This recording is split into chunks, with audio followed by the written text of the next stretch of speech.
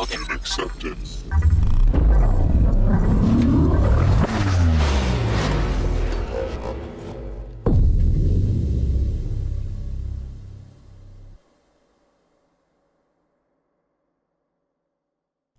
Hi everyone, and welcome to this video about coroutines. Now in this video we are going to take a look at coroutines and we can see how we are going to use them. Now before we can start, you first need to add these dependencies to your Gradle, and you can get these dependencies from the GitHub repository, and I will leave a link in the description, or you can just find them on Google. Now we won't use these dependencies, but they might come in handy later on when you want to start combining Firebase with coroutines. Now, before we can actually understand what a coroutine is, we first need some background knowledge about functions and how code is run in the main thread. So when we have some lines of code in our onCreate function, we can see that each line of code is read and executed one after each other, just like you can see here. So first, like after the class is instantiated, so first line X is read, then Y, then Z, then A, and then after this we might have some function get data. Okay, and so everything is read in order, which means that, let's just say we have a function like this get data, which gets some data from our servers, from our server like Firebase or whatever, which means that as long as this function is not yet finished, every line of code that comes after this function has to wait until this function is finished, which is really problematic because our user that is using our app cannot do anything within the UI because it's stuck. The thread is stuck. So the best way to solve this problem is by using multi-threading. So we can use multiple threads. So this is our main thread. Every line of code is run one after each other.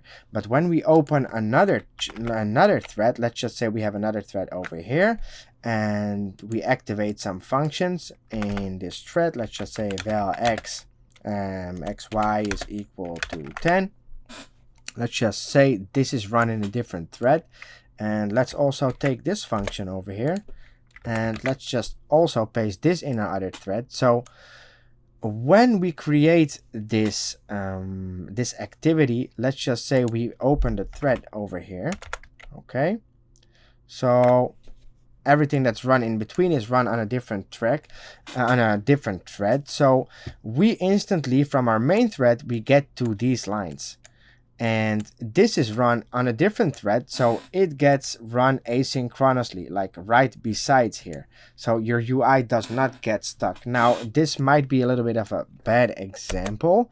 It might be a little bit of hard to understand, but let me just give an example on how we can start using coroutines. So within coroutines, we have some keywords that we can use to start to open up a different thread. And one of them is global scope.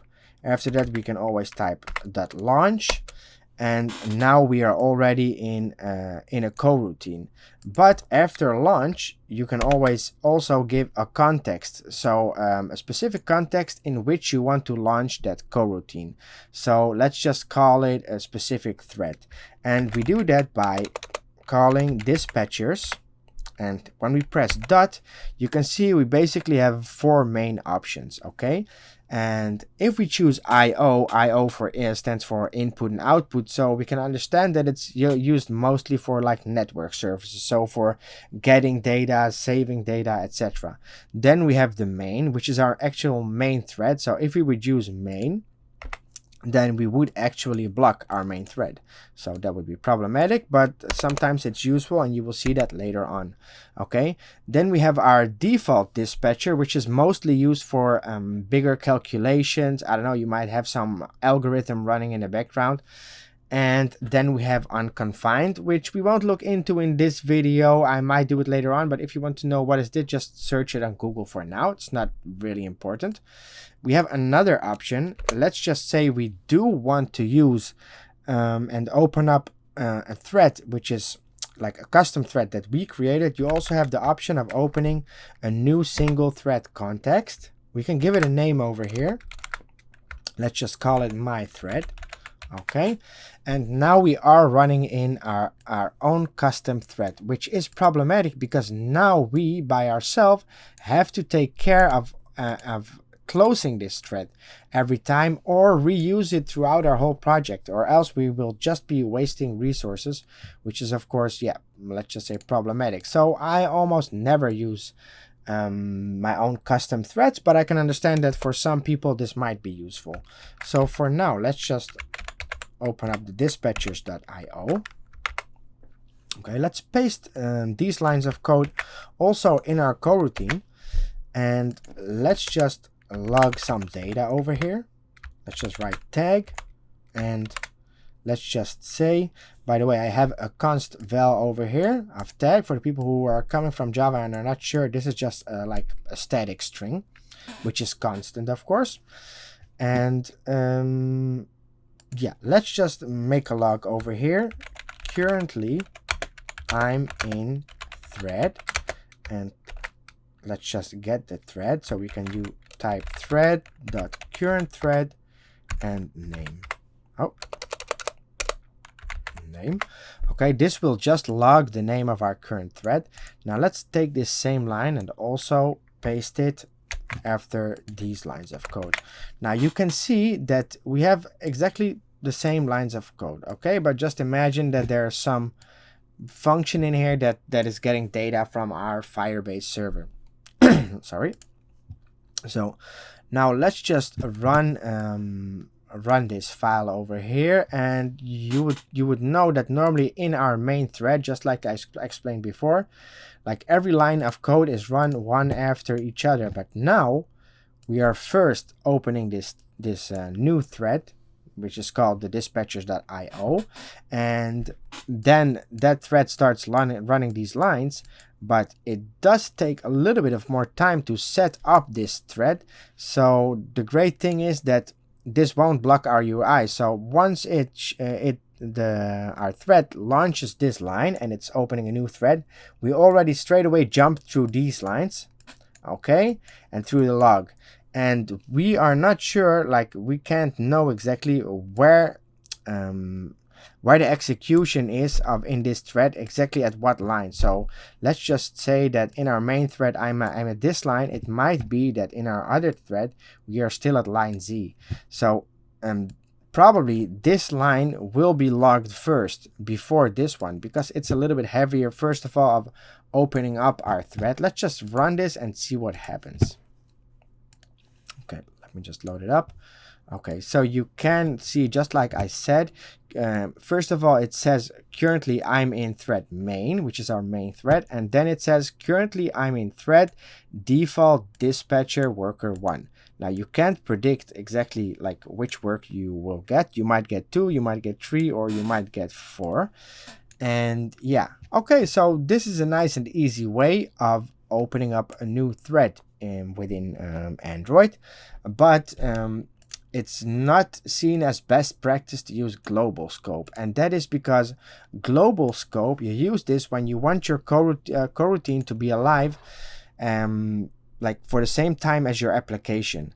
Now that does not mean that when all these lines are finished, like Coroutines is smart enough to kill this coroutine, okay, but let's just say we have some function that is constantly listening for changes in our Firebase database.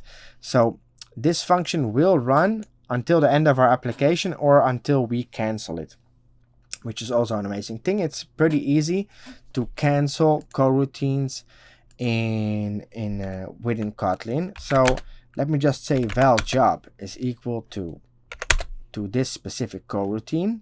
Okay, so this variable can be equal to this whole coroutine, and just after that I can just say job.cancel. Okay, if I want I can put in cancellation exception here, but let's just say I just want to cancel this coroutine. And yeah, so that's an amazing way to do it. Let's just say that in on destroy or in on stop, let's just say in on stop, I wanted my coroutine to stop. So I would just make this a global variable, okay, and I would just cancel it over here. Now we won't need it in this video. So let me just delete this for a second, and let me show you what we use like mostly.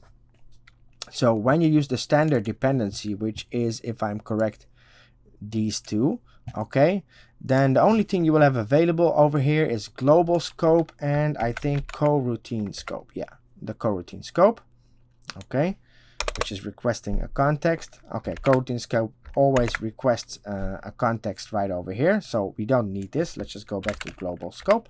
Okay, but what we want is most of the time that the scope in which we open our coroutine is just the same as the lifecycle scope of our fragment or activity.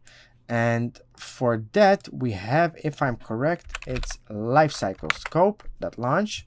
Okay, so this will be the same. This will be alive, kept alive for the same amount of time that our activity is alive. And we have another special one, and this one is for view models. So let's just say you are working in MVVM, and then you have also something that is called a view model scope, which we can't call from here because our activity does not it does not extend the view model. So mostly in our fragments or in our activity we will use the lifecycle scope. Okay, now there is something else which is very amazing and very useful about coroutines, and that is that for coroutines it's super easy to switch context. So currently this coroutine is within the context of the dispatchers.io, so it's running in the IO thread. But let's just say I want to update my UI with this number Z over here. Okay, this is some amount of money, let's just say. Now it's super easy. I can just type with context, and I can just say dispatchers dot main. Okay, and now I can access the UI elements within my application, because you know that when we are in a different thread, it's not allowed from a background thread to edit UI elements. So this is really problematic, but coroutines had a very amazing solution for this, and this is this function with context, in which we can like access the main thread very fast. Let's just say we have some text view, and we can just update the information over here. So update text view with information. Very easy to do. And you also, after this, you don't need to like switch out of this context again, because only within this block you are within this context. So after this you are straight away back within the normal dispatchers.io. Now if you look good, you can see that there's this arrow over here, and when we are on with context and we press Ctrl Q, okay, we can see this is not a regular function, this is a suspend function. Okay, and a suspend function is essentially just like a normal function. There is one big difference though. A suspend function can only be run from within another suspend function or from within a coroutine. Let me just show you how you can create a suspend functions and what we use them for. Let's just say private suspend fun, and let's just call this one get data. Okay, and now you can see this is grayed out because we are not using any functionality for which we would need the suspend. But within coroutines we have another amazing function which is called delay. Okay, let's just say we are delaying this thread for 3 seconds. Okay, now you can see this one is not grayed out anymore, and we can call this function get data from our dispatchers.io, and this will just delay this thread for 3 seconds. But there is a very big difference, and I didn't say this correctly. Like, you could see that delay for us is essentially, and it looks the same like thread.sleep. We have it over here. Let's see if I can call from it, call it straight away. Thread.sleep, 3000 milliseconds. Okay, now they do the same thing, but there is a very big difference.